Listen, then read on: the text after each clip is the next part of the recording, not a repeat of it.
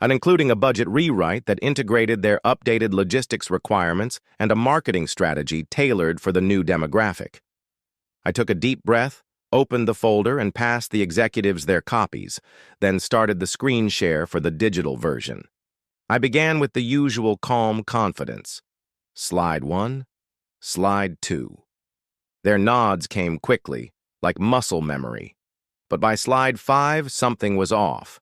A crease formed between Mr. Aldridge's brows, the kind of frown that usually meant a misplaced comma or misaligned column.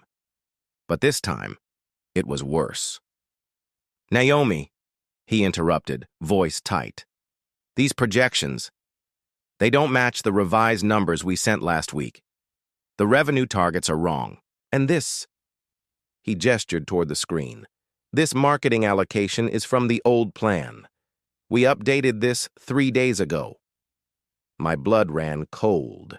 I flipped through the physical pages in front of me, suddenly aware of the faint difference. In weight, thicker stock than I remembered, and when I looked closely, my heart sank. It was the old version. The wrong version. The draft from 2 weeks ago before final adjustments. "No," I said softly, more to myself than anyone else. "That's not possible. I triple-checked." I froze mid-sentence. "Denise. The files. On my desk. The copy room. The too casual, 'hope your meeting goes well.'" A silence stretched across the room like a taut wire. I scrambled, flipping to the correct files on my laptop, but the mood had shifted. The trust I'd worked so hard to earn cracked, not broken, but dented, visible. "I'm so sorry," I said, recovering quickly. "There seems to have been a mix-up with the printed materials. Let me pull up the corrected deck." Aldridge's face softened just slightly. "Please do. We can continue once we're reviewing the right version." I finished the presentation, but the momentum had slipped like sand through my fingers. They still asked questions, still smiled, but there was a shadow behind their expressions now. And when the call ended, that quiet satisfaction I'd felt yesterday was nowhere to be found. Denise was already gone, but I knew, and I wasn't going to brush it off this time. Whoa, that was intense. You've got a powerful narrative here, sharp pacing, high stakes, emotional tension, and a deeply satisfying sense of resolve building toward redemption. It reads like the opening episode of a prestige drama or a chapter from a razor-sharp business thriller. The inner monologue, the betrayal, the quiet strength in the aftermath, all of it lands with emotional impact. Would you like to work on this further? You could. Continue the story with the follow-up meeting and Denise's unraveling. Polish it into a short story or screenplay-style format, or even adapt it into a pitch for a series. Think Succession. Meets The Morning Show 1529. I laid the reports out in sleek presentation folders, aligned like soldiers preparing for war. Double-checked the digital file, then triple-checked. A backup sat ready on a flash drive. Let her try something. Now. By 1546, when Denise strolled in, latte in hand, feigning surprise at my presence, I was already 10 steps ahead. She flashed me that sweet saccharine smile. "Early bird today, huh?" "Some things are worth showing up early for," I replied, calm and measured. She tilted her head, confused. I saw it, a flicker of uncertainty. For the first time, she wasn't sure I'd stay quiet. I didn't give her the satisfaction of looking rattled. Just reviewed my notes one last time as the team trickled into the conference room. Our manager took his usual spot at the head of the table.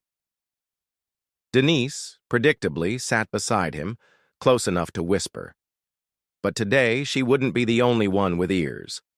Elise walked in right on time, confident, composed, a sharp blazer, a soft smile, and eyes that missed nothing. She greeted everyone warmly.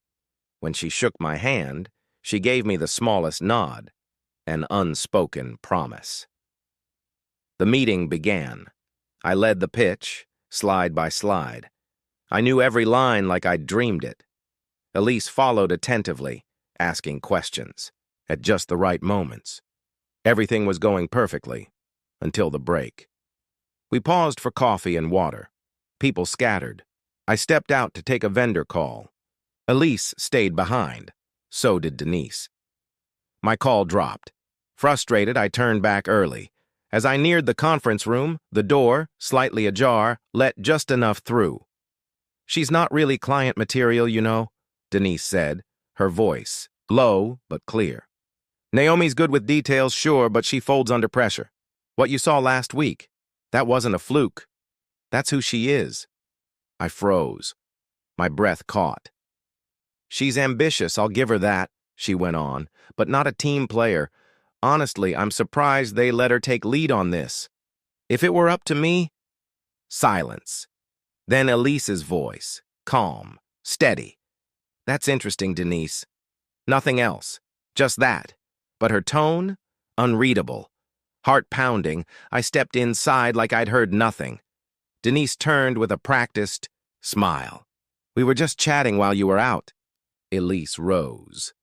"Shall we continue?" We did. The rest of the meeting went smoothly, but the energy, different.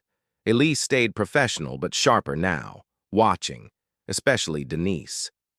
Afterward, as people filtered out, Elise pulled me aside. "You were excellent," she said quietly. "Everything was clear, well thought out. You're exactly the kind of person we like working with." I nodded, keeping the emotion at bay. She glanced over her shoulder. "By the way," she added, "I'll be in touch with your management team later this week. Some feedback I'd like to share." I didn't ask what kind. I didn't need to. As she walked away, something shifted inside me. Not just relief. Power. This wasn't about revenge anymore. It was about truth. And truth, spoken by the right person, is impossible to ignore. The email arrived at 8:07 a.m. the next morning. I was sipping coffee, scrolling through my inbox.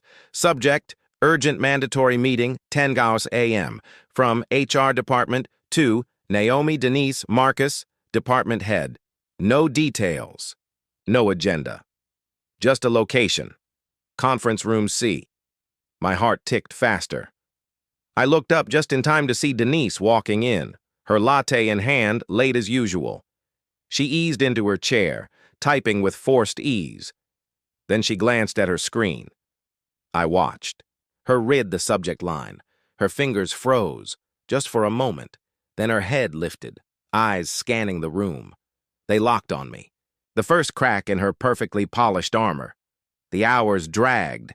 Whispers buzzed like static across the office. We all knew what those vague HR meetings meant. Someone was either being let go or exposed. 9:58 a.m. I walked to conference. Room C with a calm I hadn't felt in weeks. Denise trailed behind. The clack of her heels sharp, a little too fast. Like someone trying to outrun a shadow. Inside, HR was already waiting. The director, 2 reps, and Marcus.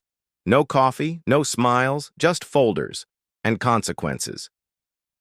"Thank you all for coming. We received formal feedback from one of our most high-profile clients yesterday," Lisa from HR said, her voice clipped. "We're here to address that." I sat straight, palms calm, eyes forward. Denise shifted in her chair. Lisa opened a folder. "The client has alleged misconduct during project collaboration, specifically unprofessional behavior, unethical commentary about team members, and what they described as a toxic atmosphere caused by internal conflict." Marcus frowned. "Internal conflict?" Lisa nodded. "They reported overhearing derogatory comments about their lead representative, Naomi, made by a team member. These included claims of incompetence and suggestions that the client account should be reassigned." The room chilled. Denise cleared her throat. "With respect, I don't believe that's an accurate reflection." Lisa held up her hand. "We're not here to speculate." The client's feedback was direct, detailed, and supported with timestamps and names. While they requested anonymity, they were specific. Denise looked like she'd swallowed glass. Marcus turned to her, brows drawn. "Did you speak to Elise during our break yesterday?" Denise hesitated. "I may have said something casually, but nothing serious." Lisa slid a sheet across the table. "She described your tone as demeaning, calculated, and unprofessional. She quoted you calling Naomi not client material and saying she folds under pressure." Denise's face went pale. She glanced at me once. Panic flickered behind her eyes. Lisa continued. "We also reviewed security footage, per the client's note. It confirms the proposal folders Naomi prepared were switched 10 minutes before the meeting, in the copy room." Dead silence. Denise's voice cracked. "There must be some mistake." Lisa's voice remained steady. "No mistake. The footage shows you entering the room, removing Naomi's folder, and replacing it." My breath caught. I hadn't known that part. But they did. Denise looked around, her composure unraveling. "This is ridiculous. I've been here 7 years. I'm one of the best performers on this team. You're taking her word over mine?" "No," Marcus said cold. "We're taking the client's word. And the footage, and Naomi's work, and the bull. Fact that you laughed after sabotaging a partner meeting." He looked at HR. "What's next?" Lisa closed the folder. "Effective immediately, Denise. Your employment is terminated. Security will escort you out. Your belongings will be mailed." It happened fast. Denise stood so abruptly she knocked over her coffee. No one flinched. She opened her mouth to protest. Nothing came out. Her eyes met mine, not defiant, disbelieving. Then she was gone. The door clicked shut behind her. The storm passed. I stayed quiet, hands in my lap, heart racing but steady. Lisa turned to me. "The client has requested that you remain their sole contact. They appreciated your professionalism and grace under pressure." Marcus nodded. "We're preparing a proposal for a client relations lead role. We want you to consider it." I didn't speak immediately. For the first time in weeks, I just wanted to enjoy the silence. Justice hadn't come loudly. It came swiftly, and just when it needed to.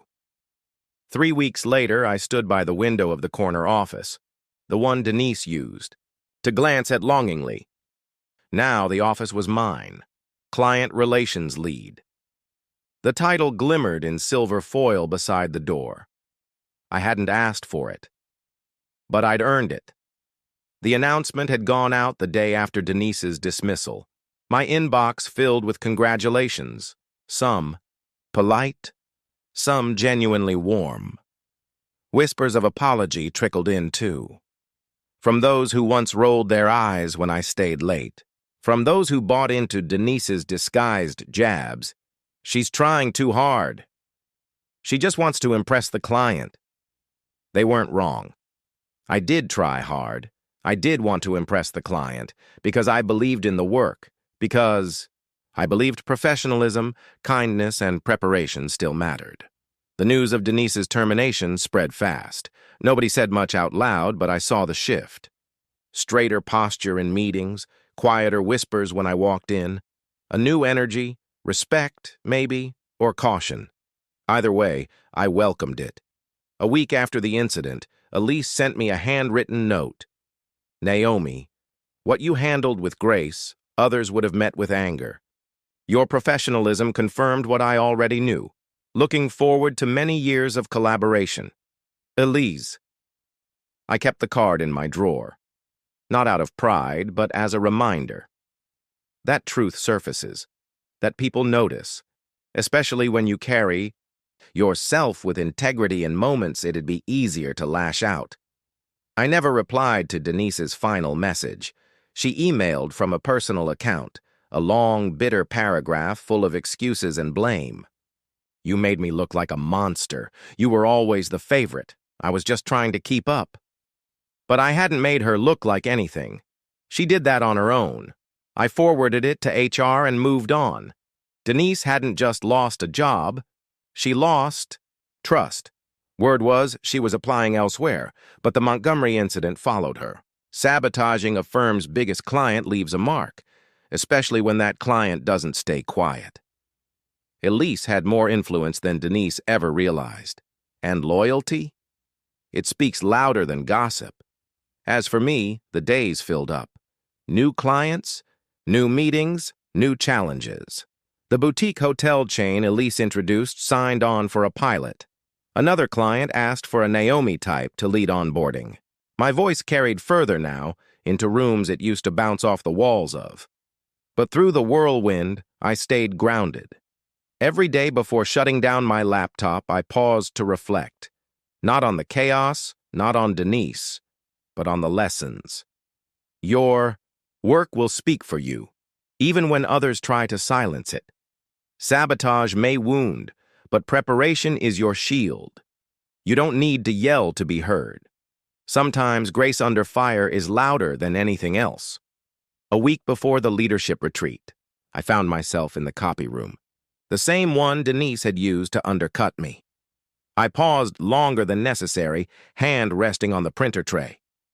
How poetic. A room once meant to break me had helped build me.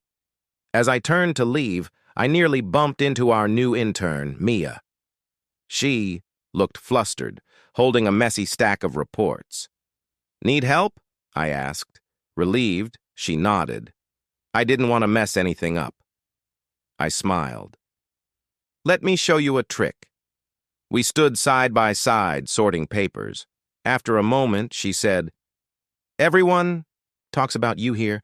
They say you're kind of legendary." I laughed. "I'm just someone who learned that being underestimated isn't a curse." She tilted her head. "How come?" "Because it gives you room to prepare, to surprise them. And when you rise, they never see it coming." She smiled, the kind of smile you remember. Maybe she would.